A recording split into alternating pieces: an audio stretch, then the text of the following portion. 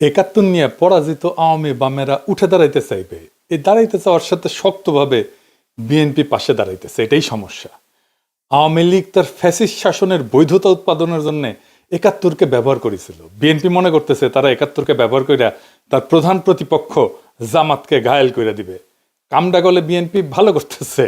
বিএনপিরা হারাইতে বাংলাদেশের জনগণের বেশি বেগ পাইতে হবে না। কারণটা এইটা না যে একাত্তর বিএনপি বিরোধী শক্তিকে বিব্রত করবে, কারণটা হইতেছে এই সফট পলিটিক্যাল অস্ত্রকে বিএনপি কিভাবে ইউজ করবে সেটা না জানা। এই সফট অস্ত্র ভালো মতো ইউজ করতে না জানলে নিজের হাতেই ফাইটা যেতে পারে। একাত্তর নিয়ে আমার কিঞ্চিত লেখাপড়া আছে, মানে মুক্তিযুদ্ধের বয়ানে ইসলাম লেখার সময় আমি একাত্তরের এমন কোনো প্রকাশিত দলিল নাই যেটা খুঁটায় খুঁটায় পড়ি নাই। তো এটা পড়ে যা বুঝেছি যে একাত্তরের ইতিহাস এত মিছা কথা দিয়ে ভর্তি, এত কন্ট্রাডিকশনে ভর্তি, এত বাটপাড়িতে ভর্তি যে এইটারে হুতায় দেওয়া পানি ভাতের কাজ। বদরুদ্দিন ওমরই কইছেন যে একাত্তরের ইতিহাস 90% মিছা কথা। এই ইতিহাস আর চেতনারে উড়ায় দেওয়া, জয় বাংলা কইরা দেওয়া বা হাতের কাজ। একাত্তরের নৌকায় বৈশা আওয়ামী লীগ যে কিনা একাত্তরের ফার্স্ট ডিভিশনের প্লেয়ার সেই ডুবিছে, আর একাত্তরের সেকেন্ড ডিভিশনের প্লেয়ার বিএনপি আরো ডুববি। এখন অনেকে কইতে পারে তাইলে আমরা একাত্তর নিয়ে করমুটা কি? এটার কথা কমু না? অবশ্যই কমু, অনেক বেশি কমু। একাত্তরকে একটা বিগেস্ট হিস্টোরিক ইভেন্ট হিসাবে আমাদের লেন্সে পাঠ করা লাগবে, আমাদের নিজেদের চোখে দেখা লাগবে, ইন্ডিয়ার চোখে না, আওয়ামী লীগের চোখে না, বাটপাড়ি আর মিথ্যাচারের লেন্সে না। তাহলে সেটা কেমন হবে? কোন লেন্সে? আমাদের নিজেদের লেন্সে, আমাদের নিজেদের চোখে। আমাদের নিজেদের চোখে দেখাটাই সারা দুনিয়া নেবে, বাংলাদেশের বেশিরভাগ মানুষ নেবে। আপনারা দেখেছেন 1971 নিয়ে, 6 দফা নিয়ে, ভাষা আন্দোলন নিয়ে আমি মেলা বাংকার ব্লাস্টার এপিসোড করেছি, আমাদের গেলাইছে অনেক, কিন্তু পাল্টা আর্গুমেন্ট কিন্তু কেউ তুলতে পারে নাই। আজকেও আমি এমন একটা জায়গা নিয়ে আলাপ করব সংক্ষেপে, এই আলাপটা পরে আরো বিস্তারিত করা যেতে পারে, কিন্তু দেখবেন যে এইভাবে আগে ভাবা হয় নাই। শুরুতে একটা এক্সাম্পল দেখায়নি। কেন বিএনপি একাত্তর নিয়ে কোনো বয়ান তৈরি করতে পারবে না? হাতে নাতে দেখাই দেবো, দেখাবো, আসেন দেখাই। বিএনপি একটা ভিডিও বানাইছে তার নির্বাচনী ক্যাম্পেইনের জন্য, প্রচুর আবেগ নিয়ে বানানো। থিম হইতেছে মুক্তিযুদ্ধ আর 2024-এ দুই জেনারেশনের দুই আহত যোদ্ধা কিভাবে দেশের জন্য কাজ করবে বা করতেছে। এইটা সাহেব দেখান, ওই অংশটা দেখান। কিভাবে হলো?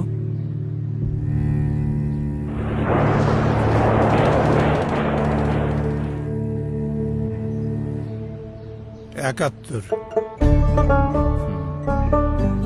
আর তোমারটা? 24। চলো উঠি, অনেক কাজ পড়ে আছে। হ্যাঁ, আমার অনেক কাজ আছে। মানে হইতেছে 1971-এর ক্ষত হাতে আর 2024-এর ক্ষত পায়, তাই তো? আপনারা হাত হারানো মুক্তিযোদ্ধা দেখেছেন জীবনে? কদাচিৎ দেখতে পারেন, আমি দেখি নাই। যা দেখেছি সবই পা হারানো যুদ্ধাহত মুক্তিযোদ্ধা। সেলিব্রেটেড কর্নেল তাহের, উনি ছিলেন পা হারানো। মুক্তিযোদ্ধা পুনর্বাসন কেন্দ্র শ্যামলীতে যেটা ছিল, এখনো আছে, সেইখানে থাকতেন যুদ্ধাহত মুক্তিযোদ্ধারা। সকালবেলা ওনাদের হুইল চেয়ার নিয়ে বাইর হইতেন, শহীদ মিনারে আসতেন, স্মৃতিসৌধে যাইতেন, সবাই পা হারানো। এইটা সাহেব যুদ্ধাহত মুক্তিযোদ্ধা লিখে সার্চ দেন না গুগলে, দেখেন সবাই হুইল চেয়ারে। এইটা যুদ্ধের স্বাভাবিক ক্যাজুয়ালিটি। যুদ্ধে পা হারায় বেশি যুদ্ধাহতরা। তার মানে এরা মুক্তিযুদ্ধ বলে বলে চিৎকার করবে, কিন্তু রিয়েল মুক্তিযুদ্ধ জিনিসটা নিয়ে গভীর বোঝাপড়া নাই, দরকারও নাই। কারণ ভোটের জেতার জন্য তো এটার কথা কইতেছে, জামাতকে হারানোর জন্য এই কথা কইতেছে।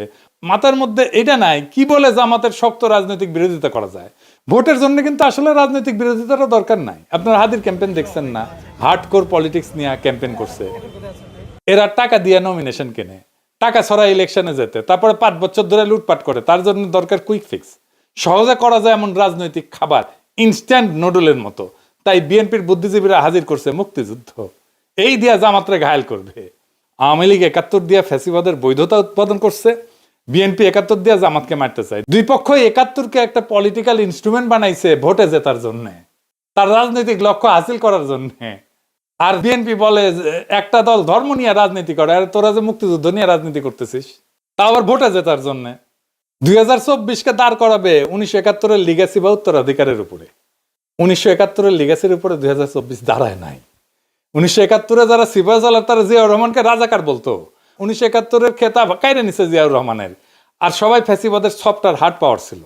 1971-এর নামে আমাদের উপরে ফ্যাসিবাদ চাপায় দেওয়া হয়েছে। 2024-এ দেখেছেন কেউ এসে বলছে আমি মুক্তিযোদ্ধা, আমি হাসিনার এই শাসনের বিরুদ্ধে লড়াই করেছি? বলছে? বলে নাই। এই বিপ্লবের স্ফুলিঙ্গই তৈরি হয়েছিল মুক্তিযোদ্ধার সন্তানেরা চাকরি পাবে না তো রাজাকারের বাচ্চারা চাকরি পাবে, এই কথায়। 2024-এর বর্ষা বিপ্লবকে এই যে আনিস আলমগীর নারকীয় সন্ত্রাস বলছে, সেও নিজেকে মুক্তিযোদ্ধার সন্তান দাবি করত। যাই হোক, 1971 কোন বয়ান আমরা তৈরি করব, আজ এইখানে আলাপের একটা অংশ থাকবে। কিভাবে আমরা আওয়ামী আর ইন্ডিয়ান বয়ান উতরায় যেতে পারবো, তার বাইরে 1971 নিয়ে আমাদের নিজেদের বয়ান তৈরি করতে পারবো। আসেন সেটা একটু বুঝে দেখি। 1971 একটা ঐতিহাসিক বাস্তবতা। 1971-কে অস্বীকার করা সম্ভব না, কেউ করেও না।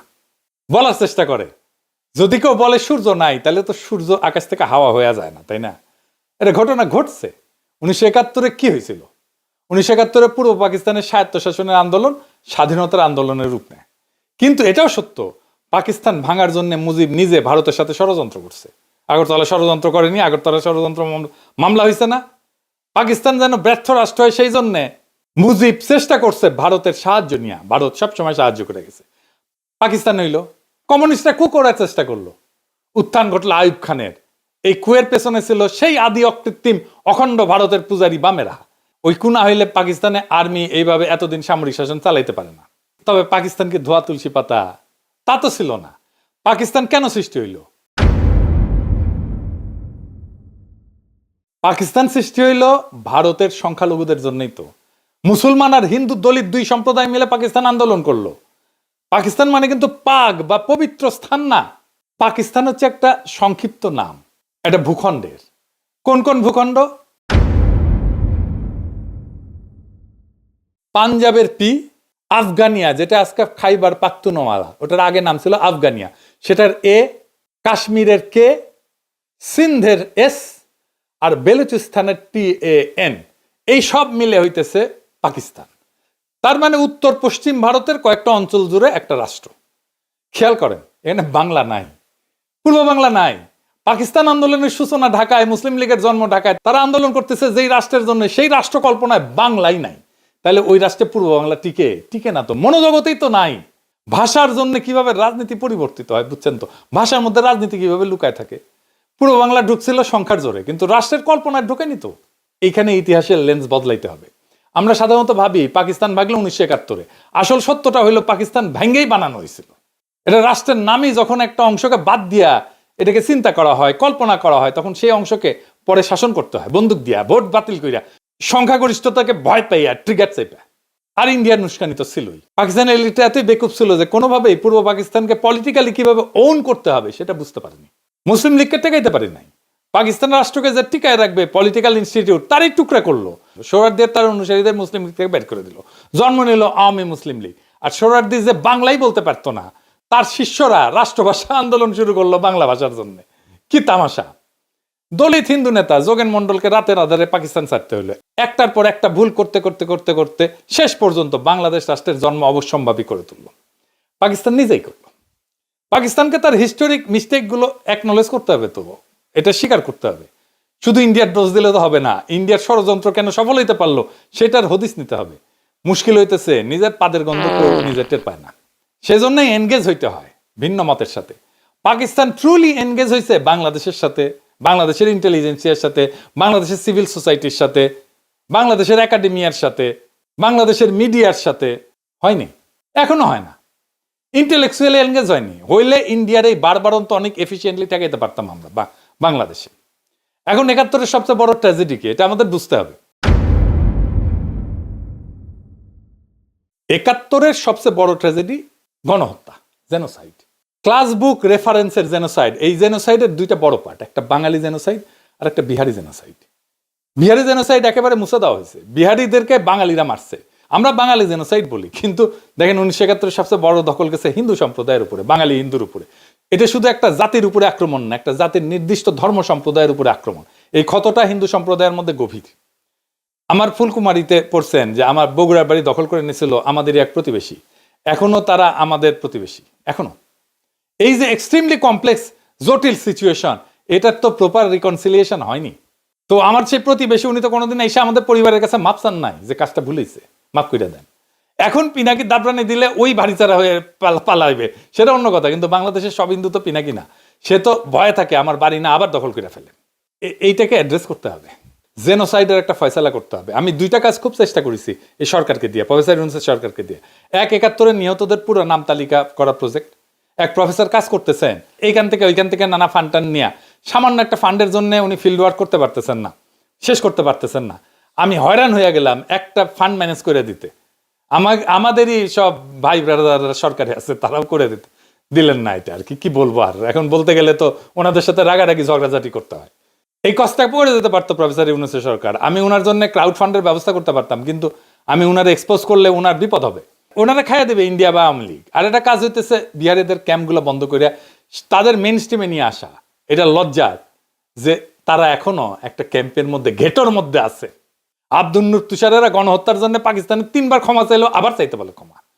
আব্দুল নূর তুষারেরা বিহারি গণহত্যার জন্য ক্ষমা চাইতে প্রস্তুত আছে? নাই।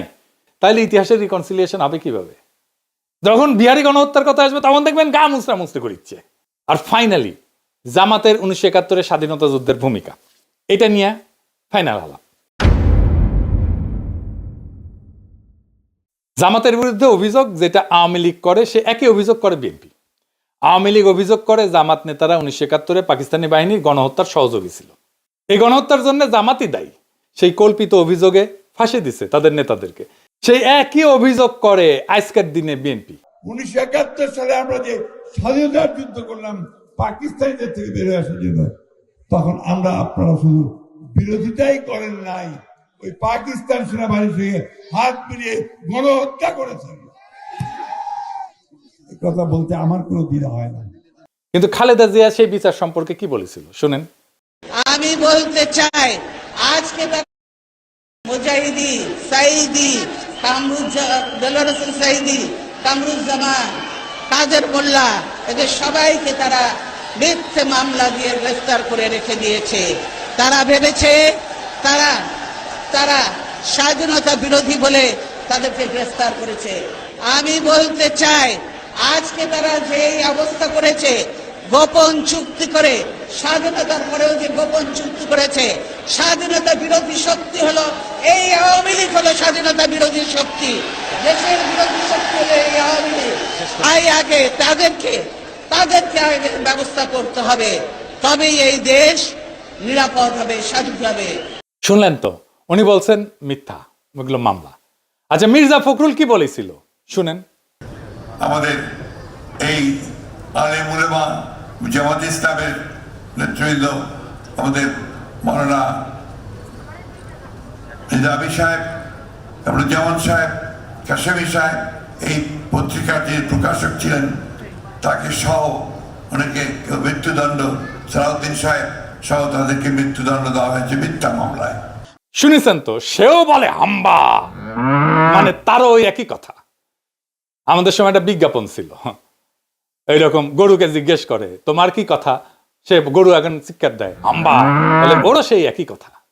আর এখন বলে স্বাধীনতার পরাজিত শক্তি মাথাচাড়া দিয়ে উঠতেছে, ওদের নস্যাৎ করে গণতন্ত্র প্রতিষ্ঠা করবি নাকি। এবার বলে একটা দল গণহত্যা চালাইছিল, মানে জামাত চালাইছিল গণহত্যা। শুনেন, পাকিস্তান আন্দোলন করতে মুসলমানরা পাকিস্তানের মুসলমান ভাইদের স্বার্থ রক্ষার জন্য, মুসলিম, তখন আপনাদের নেতা মওদুদী এটা বিরোধিতা করেছিল, ঠিক না? আর আজকে আবার 1971 সালে আমরা যে স্বাধীনতার যুদ্ধ করলাম পাকিস্তানিদের থেকে বেরোয় আসার জন্য, তখন আমরা আপনারা শুধু বিরোধিতাই করেন নাই, ওই পাকিস্তান সেনাবাহিনীর সঙ্গে হাত মিলিয়ে গণহত্যা করেছেন। এই কথা বলতে আমার কোনো দ্বিধা হয় না। জামাত নাকি রাজাকার ছিল, শুনেছেন না? গোলাম আজম রাজাকার, শুনেছেন না? গোলাম আজম রাজাকার ছিল না, পাগলা। গোলাম আজম রাজাকার ছিল না রে বেকুব, ছিল শান্তি কমিটির মেম্বার, ছিল শান্তি কমিটির নেতা। রাজাকার ছিল প্যারামিলিটারি ফোর্স, আমাদের আনসারের মতো। তাদের ড্রেস ছিল, ইউনিফর্ম ছিল, ব্যারাকে থাকতো, রেশন ছিল, আর গঠিত হয়েছিল সাধারণ মানুষকে দিয়ে। রাজনৈতিক কর্মী ছিল তারা, মুসলিম লীগ, জামাত না। জামাত তখন এত বড় তৃণমূলের অর্গানাইজেশন ছিল না। আমার কথা বিশ্বাস করার দরকার নাই, বিদেশি নিউজ থেকে রাজাকার দেখেন কারা ছিল, পোশাক আশাক সহ, ওদের দাড়ি টুপি ছিল না, দেখেন। the government has organized a paramilitary force called Razakars.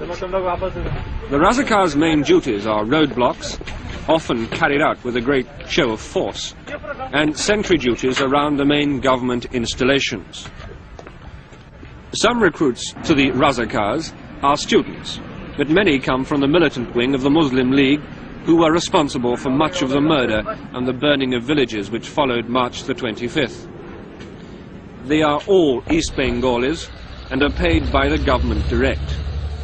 But no one knows just how loyal they would be to the government if that loyalty was ever under stress.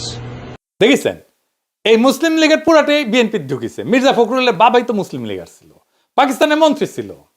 আমির খসরু মাহমুদের বাবা মুসলিম লীগার ছিল। মির্জা ফখরুল দাবি করে তার বাবা 1971 শরণার্থী শিবিরে ছিলেন, একজন পাকিস্তানের মন্ত্রী। মুসলিম লীগ করার লোক কেন ইন্ডিয়া পালাবে 1971-এ? তার উপরে যায় শরণার্থী শিবিরে থাকবে। সুপে চাপে মিলানো যায়? আপনার কমন সেন্স কি বলে? যাই হোক, আমরা ওই দিকে না যাই। জামাতের ভূমিকা ছিল দুইটা জায়গায়, শান্তি কমিটি আর আলবদরে। এখন এই আলবদরকে দায়ী করা হয় বুদ্ধিজীবী হত্যায়। এই দাবিটা প্রমাণ করা মুশকিল অনেক কয়টা কারণে।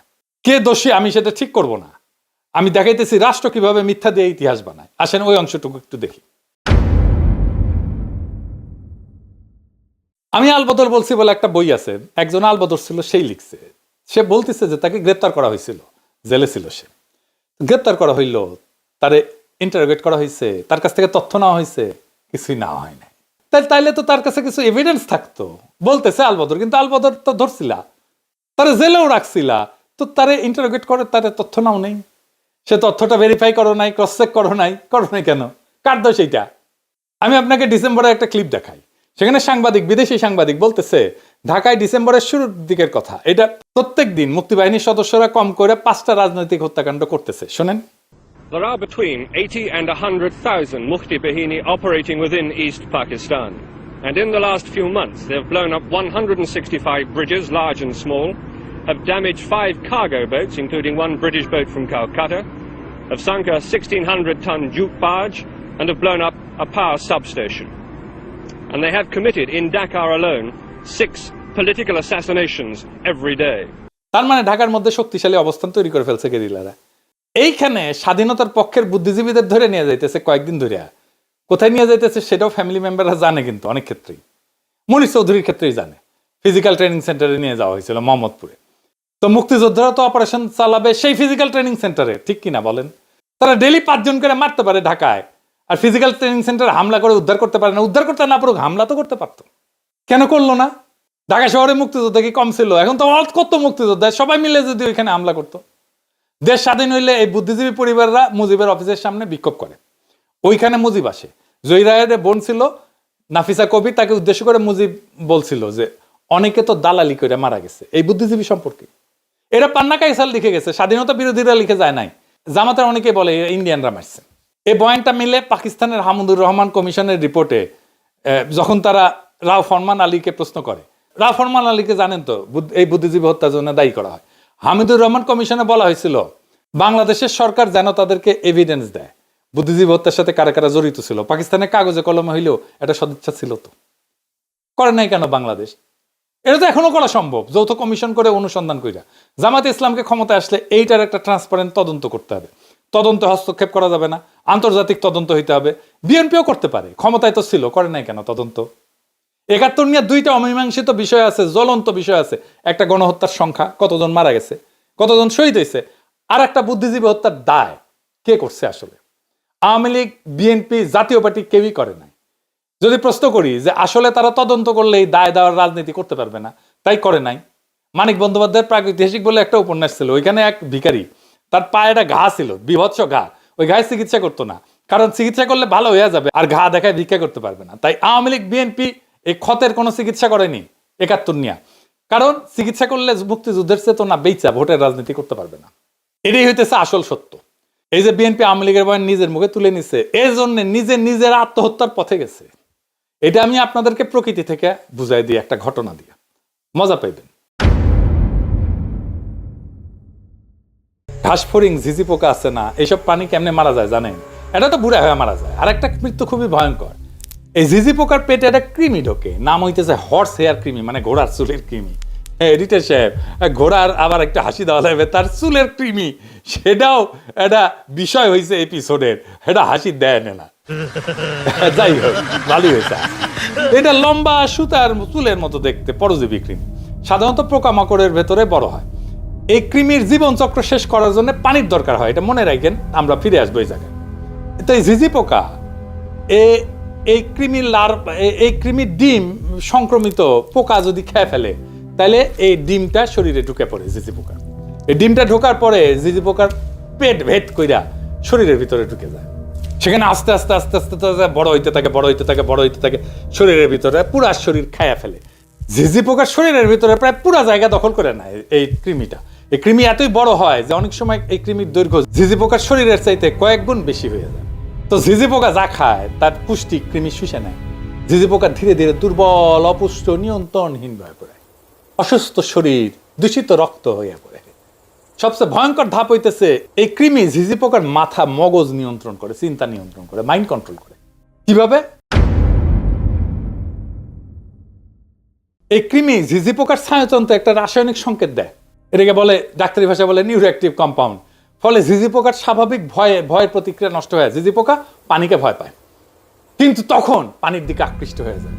স্বাভাবিকভাবে পানি এলায় চলে, কিন্তু ওইটার জন্য সে পানির দিকে যাইতে থাকে, ঝাঁপ দেওয়ার জন্য। তারপরে পানিতে ঝাঁপ দেয়, ঝিঝি পোকা ঝাঁপ দিয়ে মারা যায়। তখন ওই কৃমি ঝিঝি পোকার পাছা ফুইরা বের হয়ে আসে, ঝিঝি পোকা মারা যায়, আর কৃমি তার নতুন আশ্রয়ের খোঁজে যায়। ঝিঝি পোকা হইতেছে বিএনপি, আর ইন্ডিয়ান আওয়ামী লীগ হইতেছে ওই কৃমি, সেকুলার, সেন্ট্রিস্ট, লিবারাল, ডেমোক্রেট কৃমি, যেমন ওয়াকারের পথবালক তাসনিম খলিল, এরা ঢুকিছে। এরা সেই কৃমি বিএনপি ঝিঝি পোকার মধ্যে ঢুকিছে। আর মুক্তিযুদ্ধের চেতনা হইতেছে সেই নিউরোঅ্যাক্টিভ কম্পাউন্ড, সেই ইন্ডিয়ান ন্যারেটিভ, যেটা দিয়ে আওয়ামী লীগ আর ইন্ডিয়া বিএনপির মস্তিষ্ক নিয়ন্ত্রণ করতেছে। বিএনপির মধ্যে তো ইন্ডিয়ান র আছে, আমার কথা না, এটা বিএনপির নেতার কথা, বড় নেতার কথা, আলতাফ ভাইয়ের কথা শুনেন। বিএনপির কিছু লোক আছে যারা নন আননোন না, নূতন না, পুরানা, নন রয়ের এজেন্ট, তারা এই দেশে যদি 100 টাকা কামাই করে, 90 টাকা তারা ইন্ডিয়াতে পাঠায়। এখন বিএনপি ঝিঝি পোকার মতো পানির দিকে ঝাঁপ দিতে যাইতেছে। আগামী নির্বাচনে ভরাডুবি হইলে বিএনপির পাছা ফাইটে আওয়ামী লীগের কৃমি বাইর হয়ে আসবে, পরিপুষ্ট হইয়া। বাংলাদেশে আবার আওয়ামী লীগের পুনর্জন্ম হবে, বাংলাদেশের একটা ট্রু ন্যাশনালিস্ট পলিটিক্যাল পার্টির ধ্বংস কইরা তার ধ্বংসস্তূপ থেকে আওয়ামী লীগ উত্থিত হবে। এইভাবে, ঠিক যেইভাবে মুসলিম লীগ ধ্বংস হয়েছিল, তার মধ্যে থেকে আওয়ামী লীগ বাড়াইছিল। এখন তাই আমাদের বৃহত্তর রাজনৈতিক ফ্রন্ট করা ছাড়া উপায় নাই। বিএনপি শেষ, বাংলাদেশের স্বাধীনতা সার্বভৌমত্ব রক্ষার জন্যই আমাদের লাগবে একটা নতুন ন্যাশনালিস্ট ফ্রন্ট। আগামী নির্বাচনে সেই ফ্রন্টকে আমাদের সর্বশক্তি দিয়ে জয়যুক্ত করতে হবে, না হলে বিএনপি ঝিঝি পোকার পেট থেকে বাইরে হওয়া আওয়ামী কৃমি আমাদের দেশটা আবার ধ্বংস করে ফেলবে। এইটাকে কি আমরা হইতে দেব? কখনোই না। এইটাকে আমাদের থামাইতে হবে, বাংলাদেশ রাষ্ট্রটাকে আমাদের রক্ষা করতে হবে। এটাই জুলাই, এটাই 2024-এর বর্ষা বিপ্লবের শিক্ষা। আমরা বাংলাদেশকে রক্ষা করব ইনশাল্লাহ। ইনকিলাব জিন্দাবাদ।